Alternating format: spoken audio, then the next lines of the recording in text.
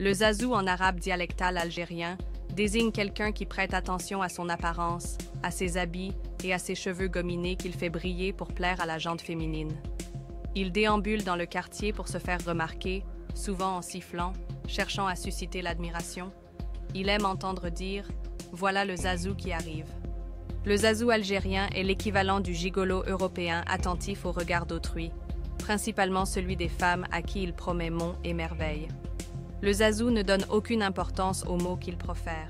Il se trouve que ces jours-ci, un zazou algérien a été arrêté par la police à Brest pour avoir voulu se faire remarquer, ce qu'il a réussi à faire puisqu'il est suivi sur TikTok par des dizaines de milliers de personnes. Le zazou de Brest ne s'est pas taillé un personnage à la Travolta des années 1970. Il n'a pas mis en scène sur TikTok des danses frénétiques, ni déclamé des poèmes pour des femmes ou crié son amour à l'une d'entre elles. Il n'aurait pas été arrêté pour cela. Il a été arrêté pour avoir appelé à tuer des opposants algériens en France et en Algérie. Rien que ça. C'est sa façon de montrer son patriotisme et son amour pour son pays. L'amour qu'il a pour son pays passe par la haine de certains de ses compatriotes. Sa culture ne lui permet pas de comprendre que l'opposition au gouvernement n'est pas l'opposition au pays. Il estime que critiquer Tebboune, c'est critiquer l'Algérie. C'est sur cette culture que le régime algérien compte pour perdurer. Quand un régime perd ses bases sociales, il attire à lui des clientèles nauséabondes.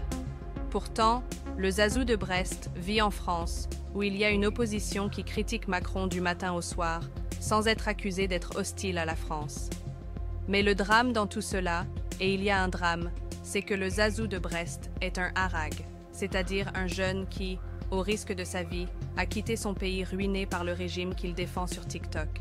Il appelle à tuer des opposants qui veulent changer pacifiquement la situation politique en Algérie pour que les jeunes ne sentent plus le besoin de quitter leur pays. La conséquence dramatique pour Zazou est qu'il risque de passer plusieurs années en prison pour ne pas avoir compris d'une part que l'opposition politique n'est pas une trahison à son pays et d'autre part que la menace de mort est un délit condamné par le droit aussi bien en France qu'en Algérie. Appeler au meurtre équivaut à installer la guerre civile dans la société. Le zazou de Brest va se justifier devant le juge en disant « Mais ce ne sont que des paroles, inconscient que les paroles ont des conséquences. Dire, c'est faire. » Zazou est un harag qui s'est brûlé en France, où il aurait pu vivre dans l'anonymat. Il a préféré la célébrité incendiaire qui va le ramener à la case départ avec un corps usé en prison et vieilli de plusieurs années. Une fois en Algérie, fera-t-il encore le zazou et va-t-il être tenté par la harga une seconde fois?